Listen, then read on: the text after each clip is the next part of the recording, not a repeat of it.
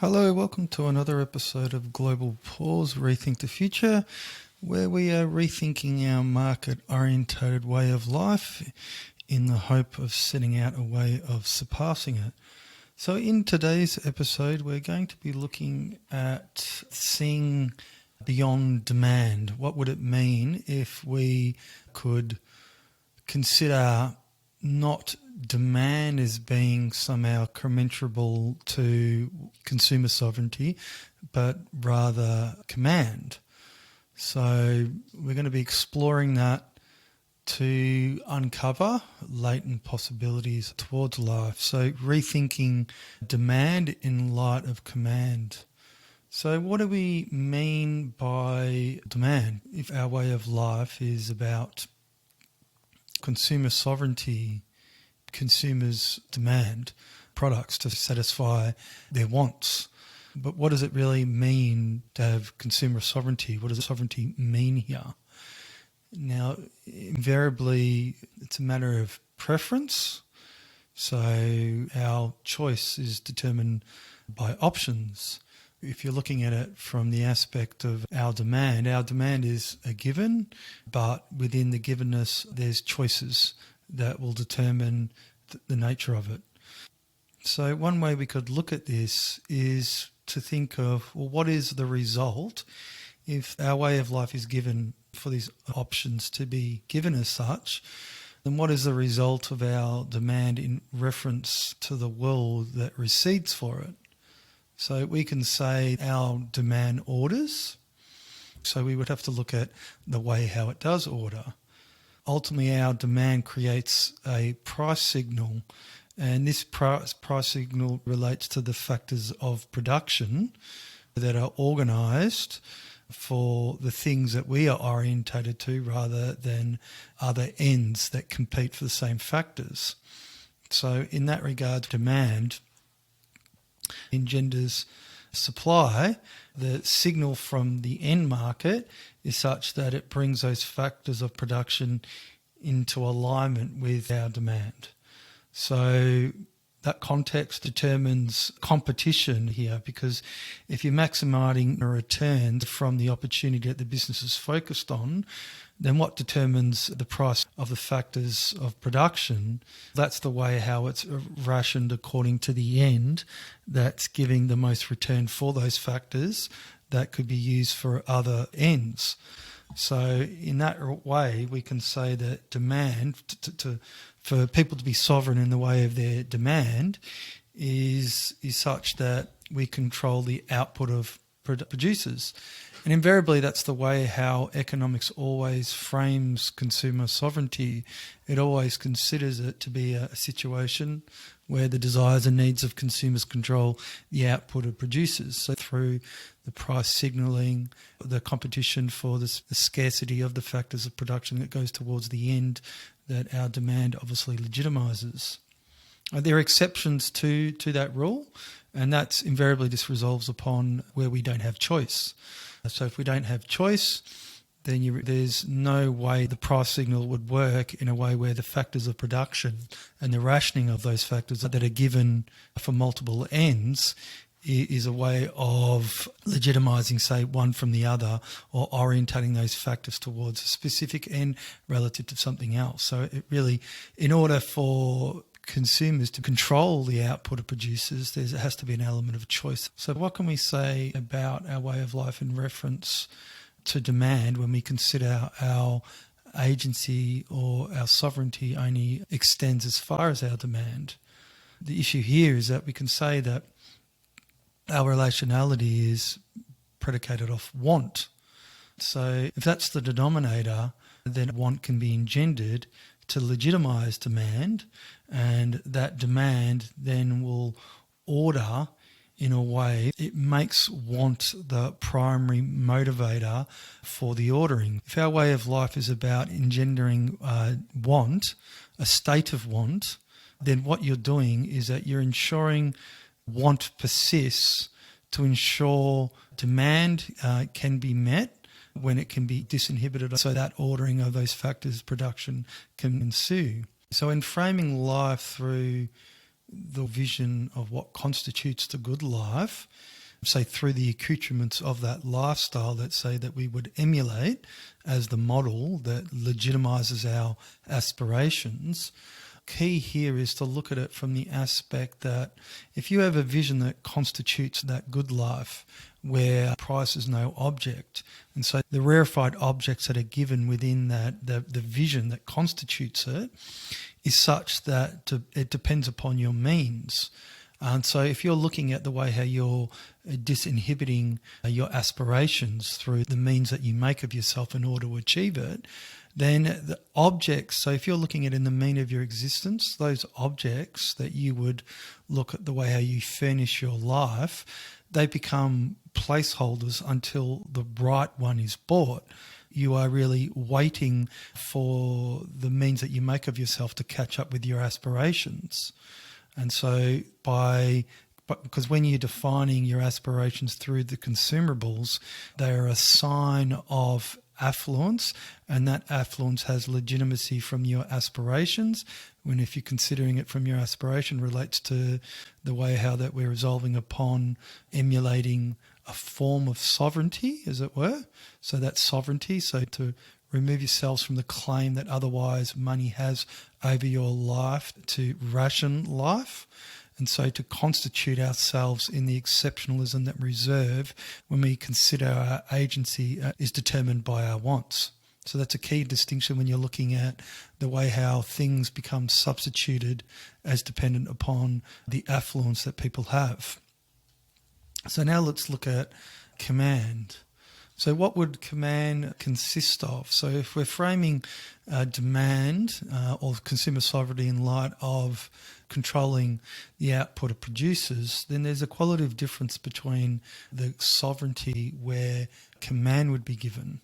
So what do we mean when a person commands?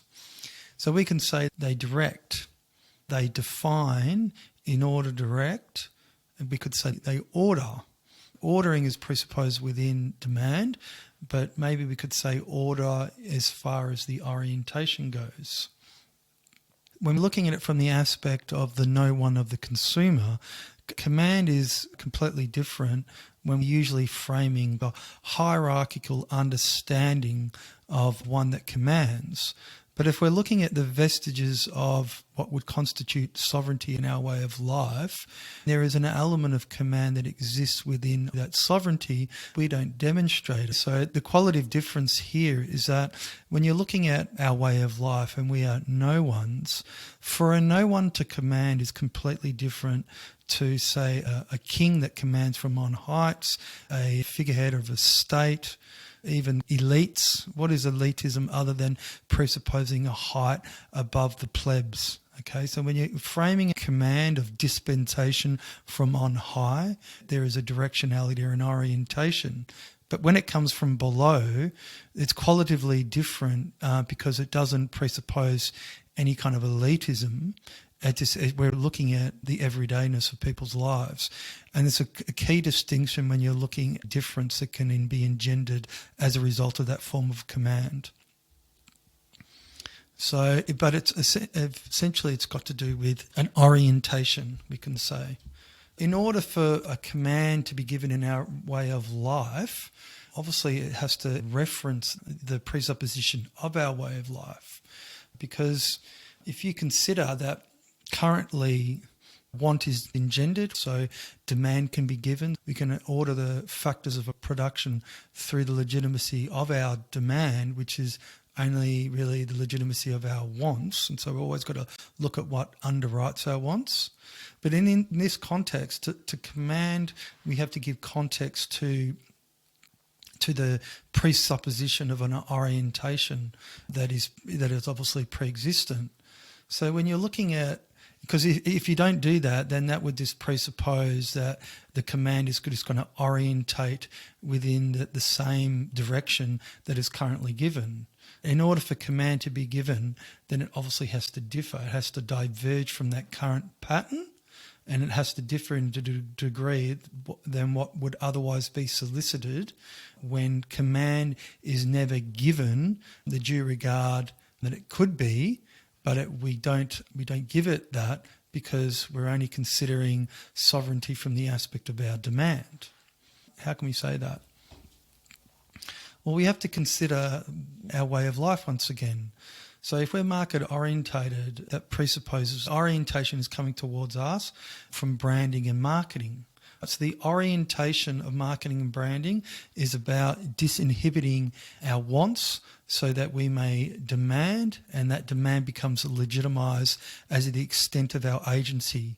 So this is the way the orientation of marketing and branding legitimises or substantiates a way of life that is contingent upon us not commanding that way of life. So through this legitimacy, that command is never entertained. We never give it the due regard as the extent of our sovereignty, the exceptionalism that we could determine. Because to choose here is never given. We're not given a choice of the way of life. We don't presuppose that for ourselves because we're resolving upon demand rather than the command. So as a result of it never being raised on account of the way of life that's always orientated towards want, it makes want primary because money is a given. And as a result of that want, it means to say that our relationality is contingent, is predicated off that want. The constant orientation that ensues is just a given. So in order for command to differ presupposes the way that want is solicited. So the way want is solicited in this case relates specifically to marketing and branding. So the way how it's meant to disinhibit your wants so that demand may be legitimised.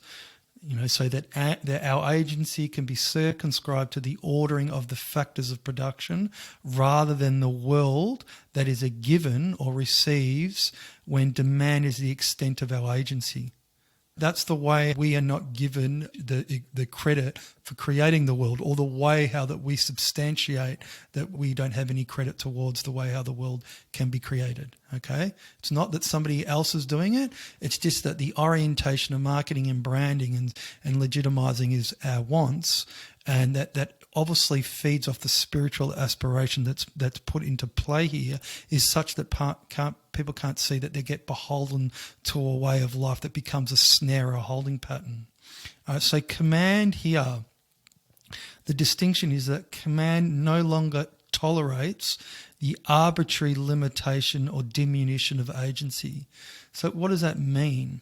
So that means to say that people are no longer accepting their roles as consumers.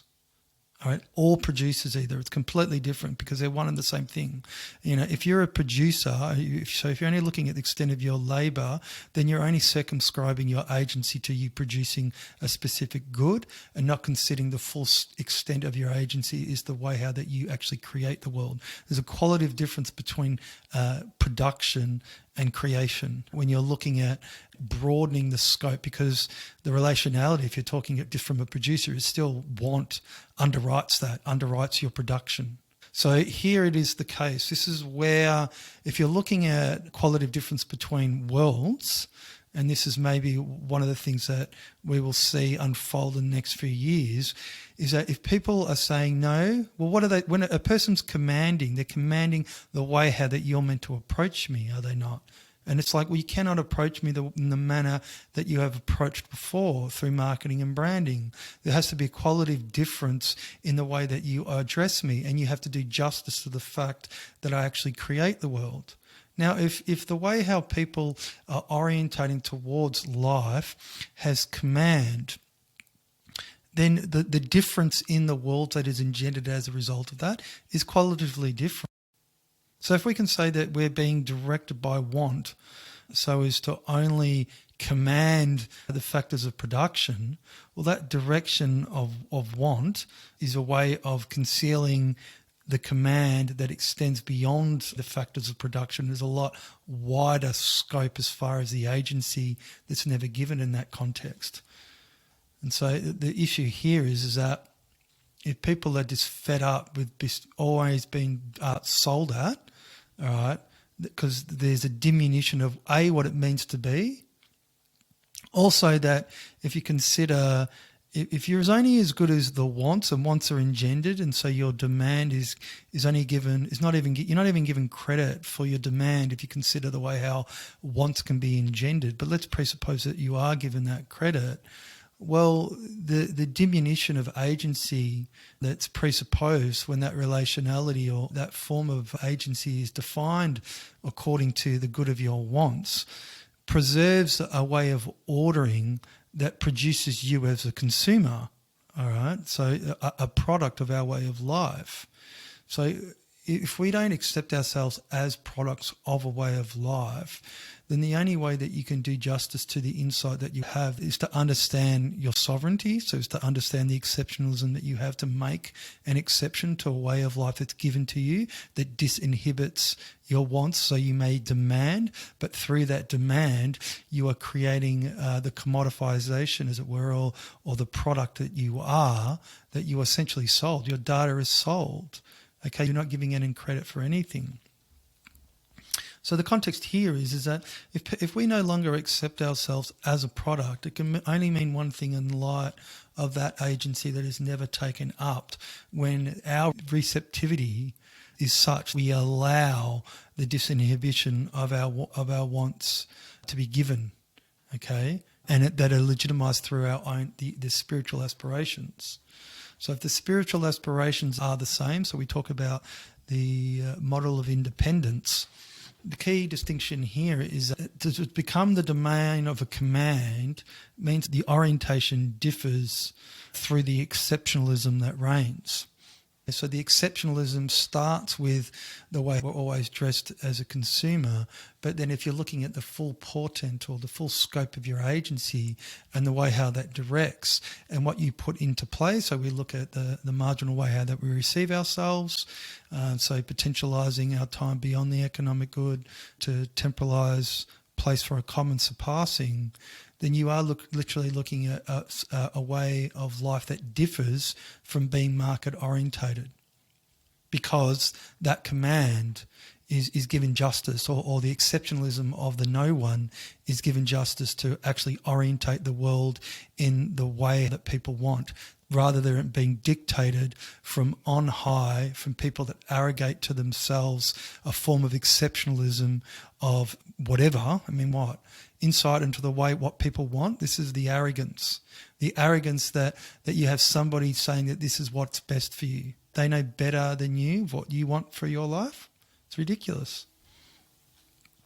So in this context, the actions that were once taken for granted as only controlling the means of production can actualise the implicit creativity beyond production, and so implicates the world at large. This is absolutely critical, because then you're looking at the relationality that sustains that world. So if we're looking at the way how this comes about being market orientated, you're literally potentialising the relation from want to creativity.